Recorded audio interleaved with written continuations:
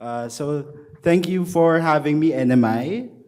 So inviting me as a guest speaker because I think this is very relevant. Actually, I wanted to talk about this customizing approaches towards priming strategies for different organizational cultures in cybersecurity. So it's a very what you would call an awareness kind of strategy as well. So I have a lengthy presentation, so bear with me, a lot of text. I also hope what you will learn here would be something new. So from among these pictures, what is the common thought when you look at it? You look at each picture, no? So yes, they all have Prime in their title. So you see that there's Optimus Prime, you have Prime numbers, Amazon Prime. You have your different prime ministers or former prime ministers. So I want to reiterate, what is priming? So priming is a psychological phenomenon where one stimulus may subsequently influence the next stimulus unconsciously. There are different types of priming. So you have semantic or word-related, perceptual, which is a visual cue, conceptual, meaning of the stimulus, and repetition, so repeated exposure to the stimuli.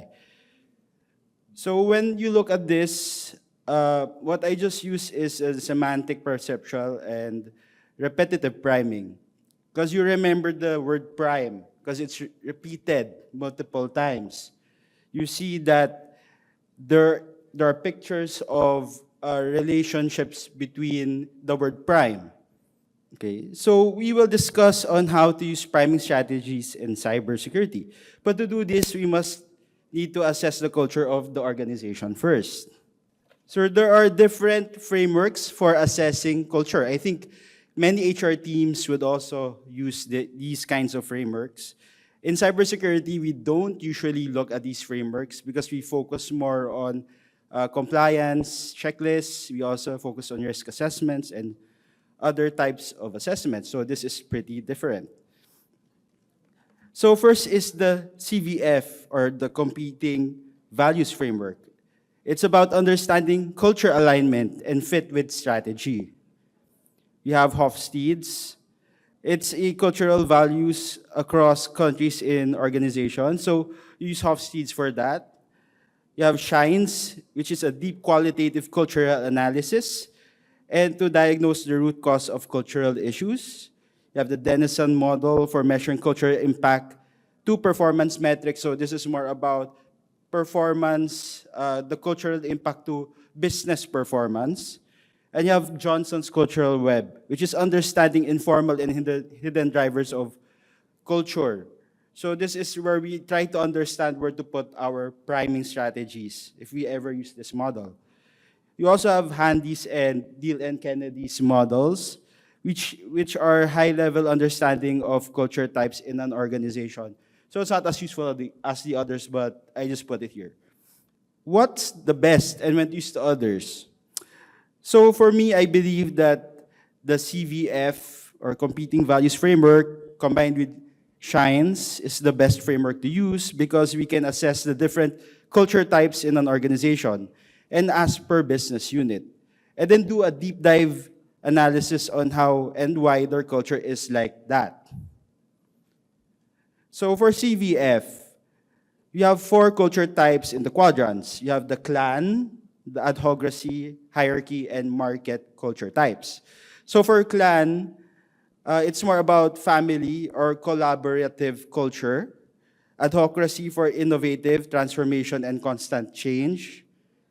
Hierarchy for stability and control. And market for agility, performance, and goal focus. So you usually have these 4 culture types in an organization, or sometimes in the organization itself, it's one big culture type. And then you have other subtypes within it. And then next is Shines. So in Shines 3 dimensions or levels, there are 3 deep analysis or three culture analysis that we have to look into, no? So first is the observable artifacts. So yan yung processes and structures that is seen within a specific type of culture. Then you have what their values are. So ito yung philosophies, visions, and goals. You have basic assumptions and beliefs, the unconscious perceptions, thoughts, and feelings of that organization. So observable artifacts is something that you actually can see, but hard to understand. The values itself of the specific culture type of a business unit or an organization is something that's being said, but of course it's still hard to understand. But the basic assumptions and beliefs, you'll actually be able to feel it, like what they think of, let's say, their strategies or their goals. So how does this look like combined? So we combine the CVF and Shines. So there are 3 levels of understanding in each culture type. You must first try to understand what culture type a business unit or organization will fall into, and then assess the cybersecurity artifacts, cybersecurity values, and cybersecurity beliefs each culture has, because they all react differently to our different cybersecurity strategies. So there are different business units that are more aligned to a specific culture type, or there are also hybrid types, if you haven't already noticed, based on the description of each culture type. So what about the other culture assessment models that should be used after the result of the primary assessment?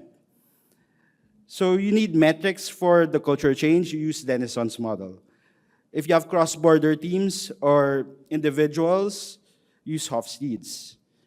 And what kind of primes do you want to use and where to place them in your strategy? Use Johnson's cultural web. So an example that I thought of when I was looking at the other presenters' presentations is that for Ma'am Angelica's PowerPoint, it's using priming for the clan culture. So here are just quick examples.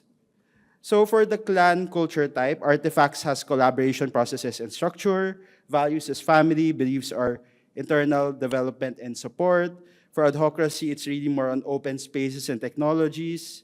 For values, it's more about risk-taking and innovation, and their belief is change is necessary. For hierarchy, it's more about formal documents and policies. I think especially in banks, we're pretty used to the hierarchy clan culture, because it's about policies, documentation, and then the values about order, compliance, basta wag ma-audit, risk aversion, diba? And then yung beliefs is about structure and stability.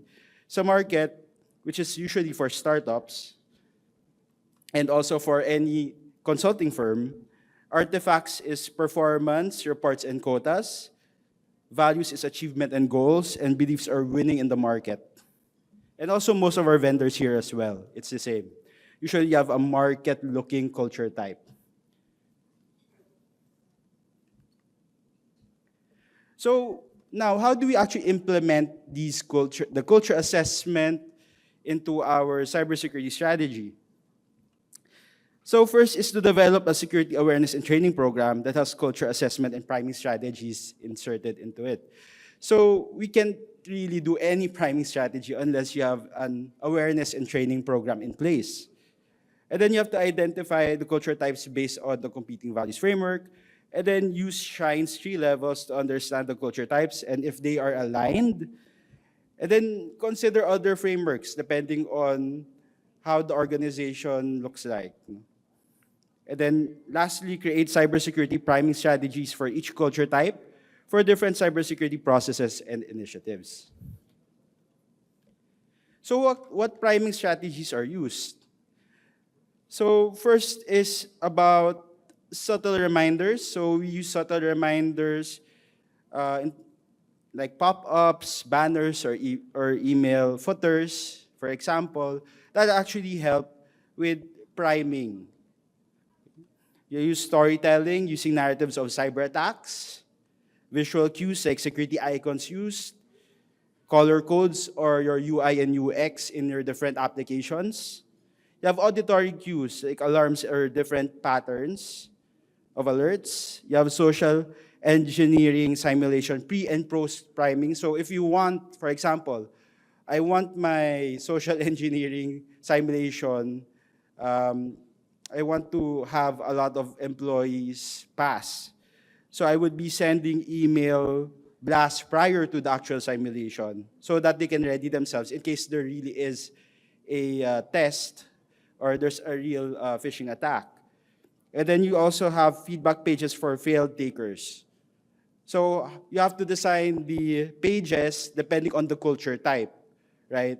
So you know the culture type of this business unit, you know what specific, let's say, failure page should come up so they would understand it better or they would accept it better.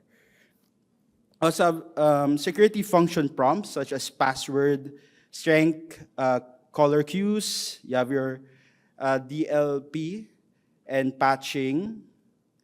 So this is more into the security solution side of priming.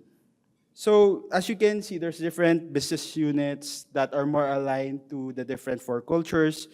So for clan, you have NGOs and specific business units like HR, learning and development, corporate communications, customer service. So that usually falls under the clan culture.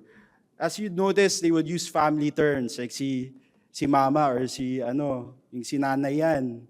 Di ba nag-uutos sa akin ganyan? Or usually may maraming team building yan. No? So that's a clan. For adhocracy, it's really more on startups, so like fintechs, right? And usually in IT development teams or in the product development and business development teams, more on adhocracy. They value innovation. So for hierarchy, this is really more on our risk audit, and in some way also information security, right? And compliance. So these teams usually fall under the hierarchy archetype. And for the market, it's usually sales, outward facing or front office jobs. So even most of the vendors that we have here who will be speakers are more on the market type. So I apologize for the wall of text. I figured that this presentation can be shared with the audience.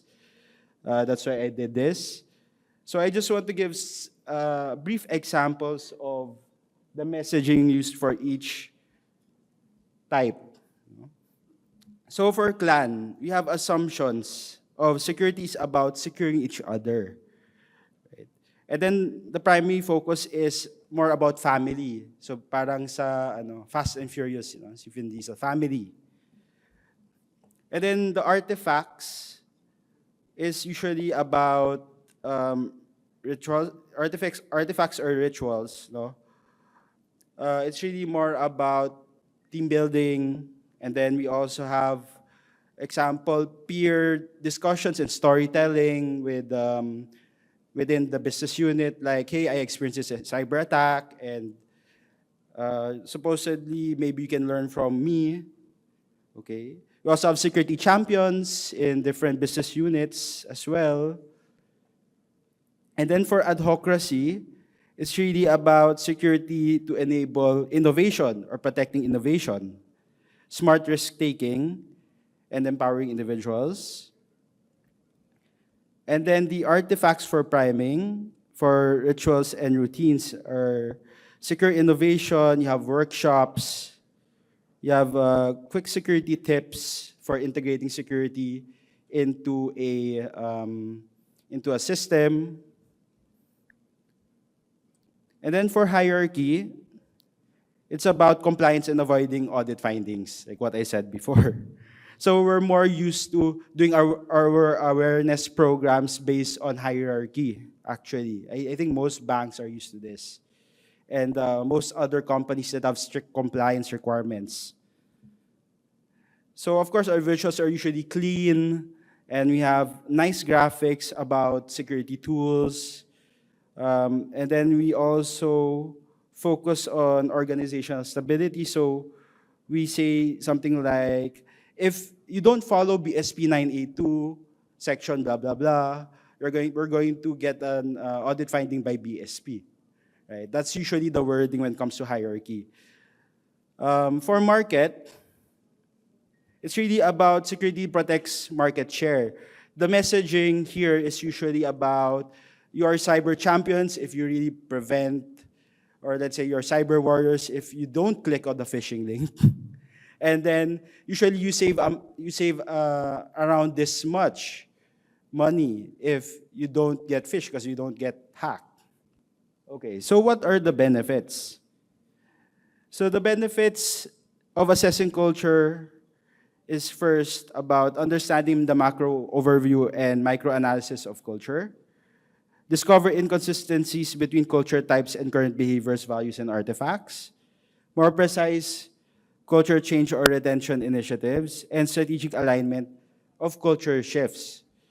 So that means that sometimes if there's like a misalignment between your Shine's 3 levels of culture and your CVF 4 culture types, that means there's something wrong. So that's how you try to shift your priming strategies in cybersecurity to match that culture type.